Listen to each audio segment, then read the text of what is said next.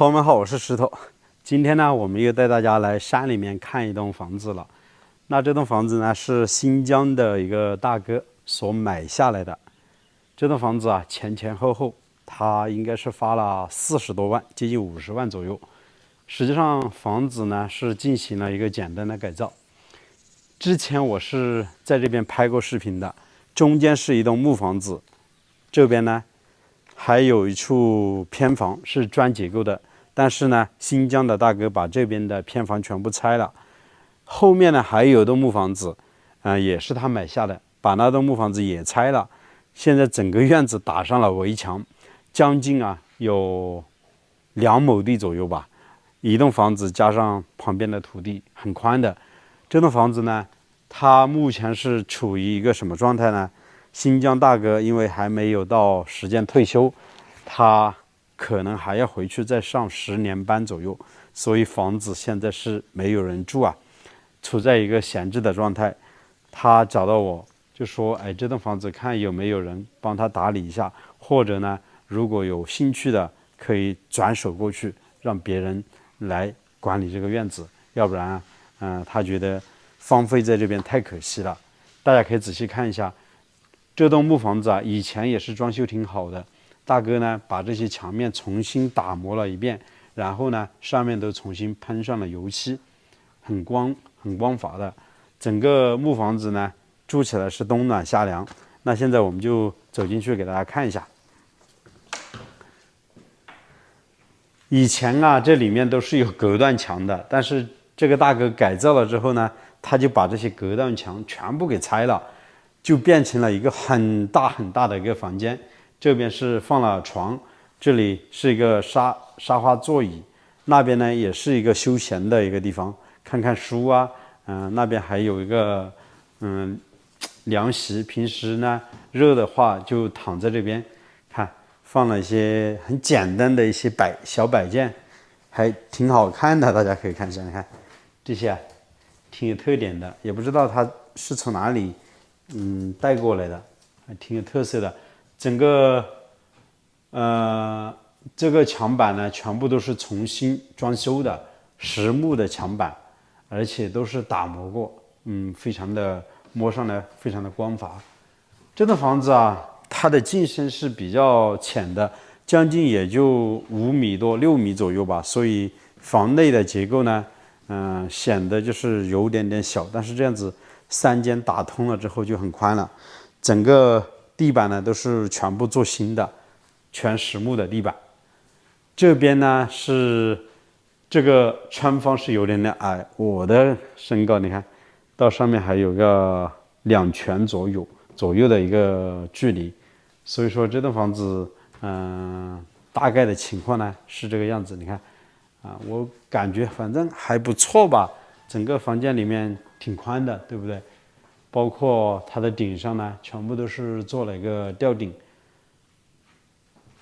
这边有家具也是非常的简单，基本上没有过多的一些摆设吧。床头呢都是装了一些灯线开关，有插板。当然现在大哥不在这边住呢，所以现在的电源是关闭的状态。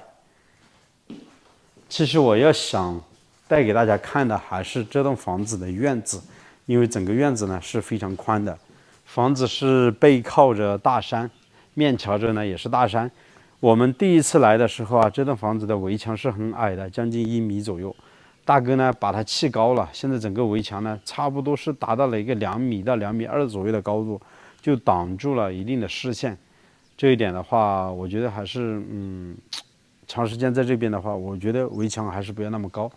旁边呢是一个砖结构的2层厢房，底下呢有一个房间，那边呢是一个厨房，上面呢还有一个房间，还有个阳台晾晒衣服的。那我们来这边看一下啊，这个位置呢是准备做一些发池的，但是呢大哥出去几个月了，一直没有回来，现在是长满了杂草啊，看这杂草长得很高了，都差不多有1人高了。这一大片啊，他之前规划的是打造一个花园，很美好的那种，但是后面呢，因为要回去上班，所以说一直都是空着下来了。这背后呢也是很宽，看到吧？这栋房子呢喝的是山泉水呀，通水、通电、通网络。实际上，在这栋房子的背后啊，再建一座房子出来都是可以的。以前那个角落啊，就是有一栋木房子的，后面大哥把它买下来之后呢，就直接把房子给拆了，所以现在也是变成了一大块的空地啊。这个位置好像它是做了一个硬化，做了一个健身的地方吧。现在长了好多草，我们就不过去了。这个是打了一个水泥屏，做了一个硬化的，大家可以透过来看一下。整个院子呢是它的地方啊，全部都是打上了围墙，很宽的。现在这栋房子的瓦片呢，大哥也是换过了，换的是一种类似于琉璃瓦的，也是叫做树脂瓦吧。反正那种瓦呢是青色的。哦，刚才给大家忘记说了，这栋房子里面呢，大哥是装了一个壁炉，到冬天的时候直接烧柴火。整个房间里面呢，都是那种很暖和的一个状态。我觉得这栋房子它的改造呢，厨房没有做出来，有点可惜了。而且房间里面呢，没有做一个卫生间，倒是挺可惜的。像我们现在改造江边的房子啊，我们都是从后面扩建了之后，在这个位置呢做一个单独的卫生间。它这栋房子呢没有卫生间，就比较遗憾了。以前大哥在这边住的时候，就是用这样的一个灶台炒点菜。这里有个碗柜，看，通水通电都通到这边来了。从这里呢也可以走得上去。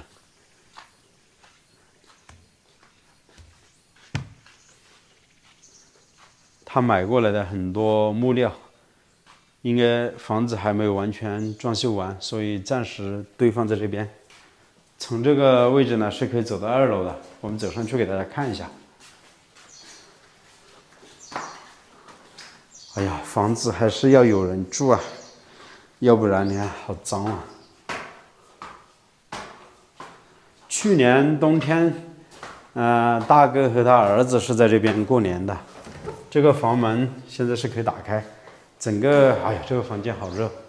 这个房间呢，差不多有16、17个平方左右，放一个床，再放一些简单的家具还是可以的。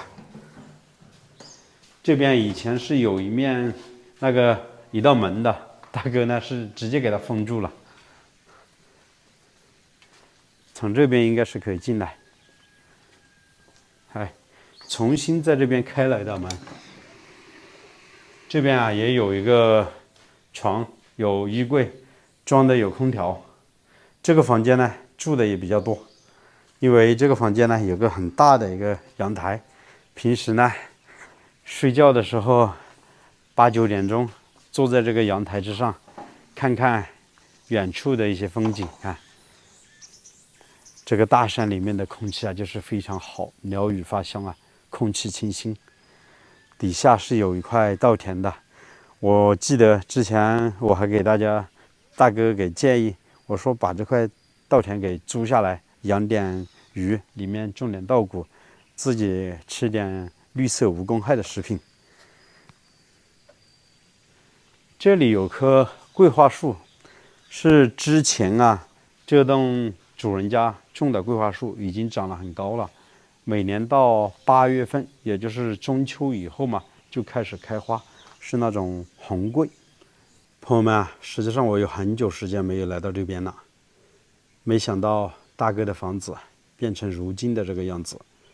我记得以前我来的时候，这栋木房子啊，它的外墙是颜色啊很暗的，现在通过这么一打磨，倒是挺亮的。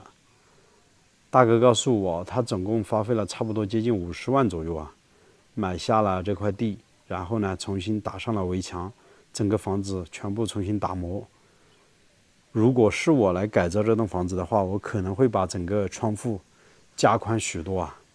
现在房间里面光线有点暗，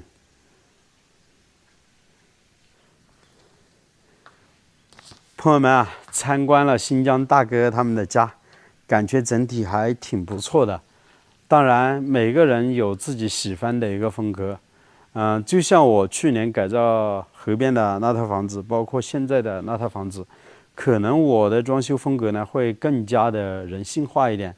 我会给整个房间里面呢修出来一些独立的卫生间，生活起居呢可能更方便一些。